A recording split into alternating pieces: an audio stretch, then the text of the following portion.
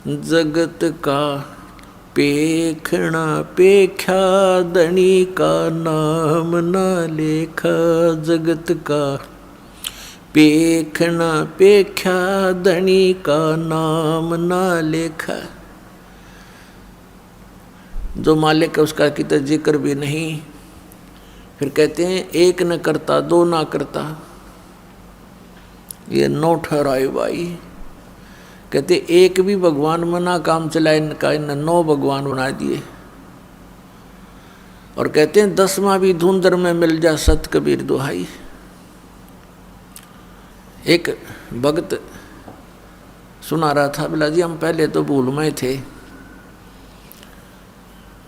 उसने एक उदाहरण दिया कि एक भगत हनुमान जी की पूजा कर रहा था। हनुमान जी वहाँ प्रसन्न हो गया, आ गया, बोल भाई क्या मांगता है। नो बोला जी बढ़िया से सूट दे, मेरा तो कपड़े को नहीं। नो बोला भाई मैं आप लंगोट में रहूँ तो न कितने थान दूंगा।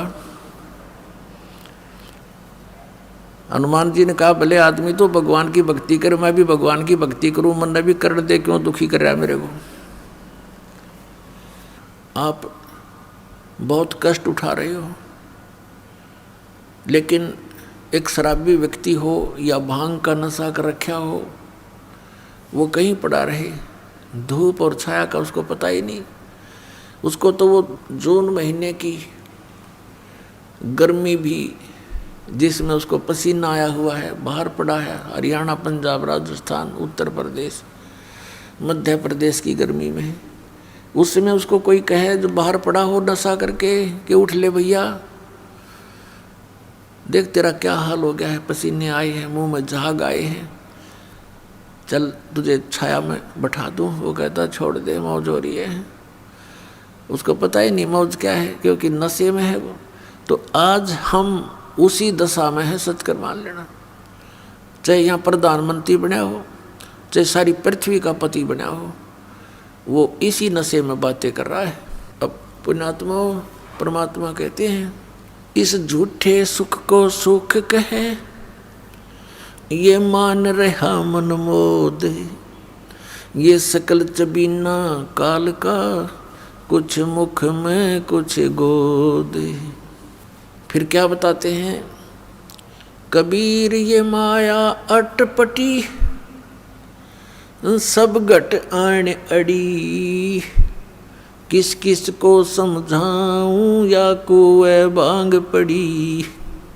इस 21 ब्रह्मांड के कुएं में इस काल भगवान ने, जो यहाँ का स्वामी है, यहाँ का मालिक है, इसने ये झूठे सुख की इस माया की भांग डाल दी और सभी ने उसी के जल को पान कर रखा है, पी रखा है।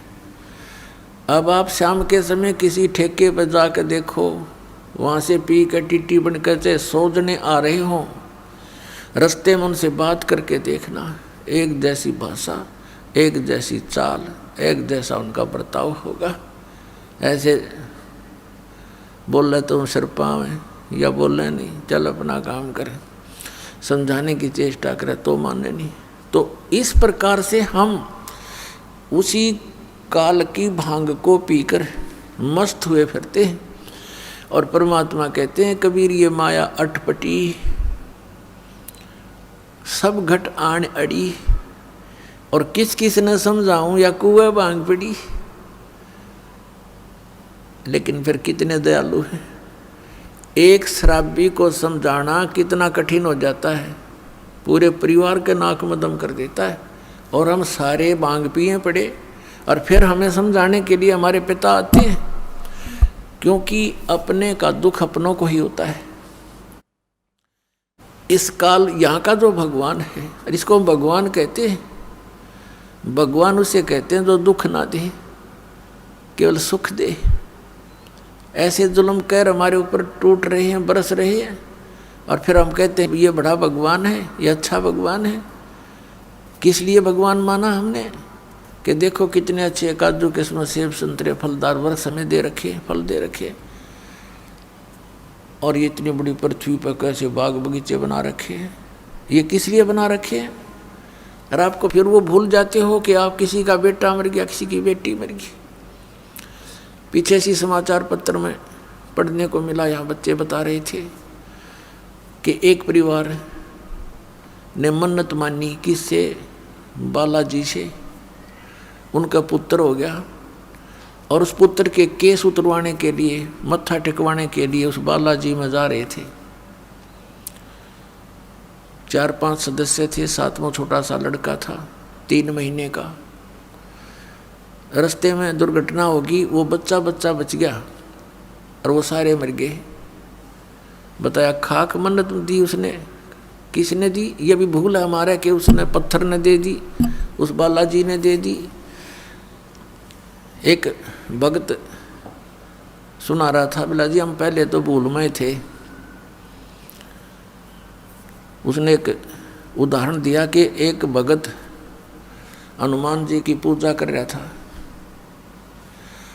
हनुमान जी वहाँ प्रसन्न हो गया, आ गया, बोल भाई क्या मांगता है? नो बोला जी बढ़िया से सूट दे, मेरा तो कपड़े को नहीं। नो बोला भाई मैं आप लंगोट में रहूँ तो न कितने थान दूंगा। हनुमान जी ने कहा भले आदमी तो भगवान की भक्ति करे, मैं भी भगवान की भक्ति करूँ, मन ने भी कर दे, क्यों दुखी कर रहा है मेरे को। तो पुण्यात्मा हम बिना ज्ञान के डले ढो रहे थे। अब इस तत्व ज्ञान से हमें पता चला। क्या बताते हैं गरीबदास साहब जी कि जगत का पेखना पेख्या धनी का नाम ना लेखा। जगत का पेखना पेख्या धनी का नाम ना लेखा। जैसे ये दास पहले हनुमान जी का कट्टर पुजारी था, जैसा लोक वेद सुन रखा था हमने, क्योंकि आत्मा भगवान के बिना रह नहीं सकती। पुण्यात्माओं, यहाँ चाहे कोई करोड़पति हो, चाहे अरबपति, चाहे खरबपति हो, और चाहे सारी पृथ्वी का पति हो, और उसको संतान भी हो, संतान उसकी नेक भी हो, पर संतुष्टि नहीं हो सकती। आत्मा में प्रसन्नता नहीं हो सकती, क्योंकि आत्मा को उस सुख की आवश्यकता है जो यहाँ पर है नहीं, और उस सुख को प्राप्त हुए बिना ये संतुष्ट हो नहीं सकती। फिर इसको ये भी पता है कि भगवान आकर बताते हैं स्वयं अपनी महिमा। अब कबीर परमात्मा कहते हैं, धर्मदास सुन अमर कहानी, अपनी महिमा हम आप बखानी। कि अपनी महिमा मैंने आप बतानी पड़े आकर के। इस मेरी महिमा का बताने वाला इस पृथ्वी पर कोई 21 ब्रह्मांड में नहीं छोड़ रखा, इसलिए किसी को याद ही नहीं रहा। सबको भांग पिला रखी है, सबके 3 इंजेक्शन लगा रखे, तीनों गुण इनके ऊपर प्रभावी है।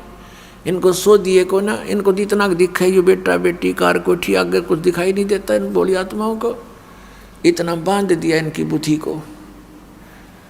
तो क्या बताते हैं कि अपनी महिमा मैंने आप ही आके बतानी पड़ी। तो इस परमात्मा के से प्राप्त ज्ञान के आधार से हमें फिर दिखाई देने लगा। जैसे ये दास पहले हनुमान जी का पुजारी था, लगातार 25 वर्ष तक, यानी 10-12 वर्ष का ये दास ऐसे अपने साथी विद्यार्थी से सुनकर कि हनुमान चालीसा का 7 बार पाठ करना चाहिए प्रतिदिन, और श्री कृष्ण भगवान परम शक्ति है। वो ब्राह्मणों का लड़का था और हम ऐसे कुल में जन्म लिया हुआ था। अच्छे आदमी सारे थे, लेकिन राम नाम का आसपास नहीं थे। राम की तो दिन में चर्चा भी नहीं चला करती, दिन रात में कभी भी अपना पेट भरने के धंधे में जुड़े रहते, हमें भी जोड़े रहते। तो उससे थोड़ा पता लगा, एकदम आत्मा उभरी। तो जैसा लोक वेद सुना था उसके आधार से दृढ़ होकर लगे। कोई गुरु नहीं, लेकिन चाह भगवान की घड़ी गीता जी का पाठ करने लगे। विष्णु भगवान श्री कृष्ण भगवान को इष्ट, फिर हनुमान जी याद आ गए, हनुमान जी इष्ट, फिर और कोई शंकर भगवान की महिमा सुनी, वो भी इष्ट। यानी हमने 36 खत्म कर रखे थे, लाभ कुछ भी नहीं था। यदि पूर्व संस्कार से कोई हमें लाभ होता था, क्योंकि बच्चे पढ़ते हैं उनको तो यही बड़ी बात होती है कि वो परीक्षा में पास हो जाए। तो परीक्षा में पास होते थे हनुमान जी की बाबा श्याम जी दादा लाई पूजा थी, उनका शुक्र मनाते, फिर श्री कृष्ण जी विष्णु जी का शुक्र मनाते, फिर श्री शंकर भगवान का शुक्र मनाते और खुश हो जाते, बस पास हो गए, फिर भूल जाते, अगली परीक्षा में फिर याद करते बस। और फिर जैसे विवाह हुआ, फिर संतान की इच्छा होती है। हम संतान को सबसे पहले पुत्र प्राप्ति की इच्छा करते थे, अज्ञानता के कारण हमें ज्ञान नहीं था, लेकिन पुत्र और पुत्री में पुण्यात्माओं भूल का भेद मत करना। काल ने हमें यहाँ मूर्ख बनाकर पीड़ित करने के लिए, दुखी करने के लिए यहाँ इस तरह की गलत रीति रिवाजों में जोड़ रखा है। तो पुत्र उत्पन्न हुआ, बड़ी खुशी मनाई, नौकरी प्राप्त हुई, फिर भगवान के गुण गाए। अब पता चला कि जिन भगवानों को हम ये मान रहे थे कि ये हमें सब कुछ दे रहे हैं, वो ना कुछ दे सकते ना हमसे कुछ ले सकते। ये स्वयं स्वीकार करते हैं कि हम केवल नियमित कार्य ही कर सकते हैं, जिसके भाग में जैसा है पुण्य या पाप, हम उनको एज इट इज पूरा भुगवाना हमारा कर्तव्य है, उसमें कोई परिवर्तन नहीं कर सकते, अनुग्रह नहीं कर सकते। और श्री शिव पुराण के अंदर ये काल भगवान ब्रह्मा विष्णु और अपने पुत्र शिव को, शंकर को वहाँ संबोधित करता हुआ कह रहा है कि तुम सभी को अलग अलग विभाग दिए हैं, सतिथि, उत्पत्ति, संहार, लेकिन ये अनुग्रह तुम नहीं कर सकते किसी पर। अनुग्रह माने कृपा। तो फिर ये भगवान की से जब अनुग्रह नहीं कर सकते, हम दुखी हैं तो दुखी देखे जाएंगे, इनका भी कोई भी वश नहीं चलेगा, क्योंकि इनकी पावर से बाहर की बात है। तो हम इनसे ही ये सब लाभ मान रहे थे। तो यहाँ परमात्मा कहते हैं जगत का पेखना पेख्या धनी का कित नाम ना लेखा। जो हमें सब कुछ दे रहा था, हमें सब कुछ उपलब्ध करा रहा है, हमारे दुखों का निवारण कर सकता है, उसका कहीं नाम भी नहीं, जिक्र भी नहीं। एक भक्त सुना रहा था, बोला जी हम पहले तो भूलमय थे। उसने एक उदाहरण दिया कि एक भगत हनुमान जी की पूजा कर रहा था। हनुमान जी वहाँ प्रसन्न हो गया, आ गया, बोल भाई क्या मांगता है? नो बोला जी बढ़िया से सूट दे, मेरा तो कपड़े को नहीं। नो बोला भाई मैं आप लंगोट में रहूँ तने कितने थान दूंगा। हनुमान जी ने कहा भले आदमी तो भगवान की भक्ति करे, मैं भी भगवान की भक्ति करूँ, मन भी कर दे, क्यों दुखी कर रहा है मेरे को।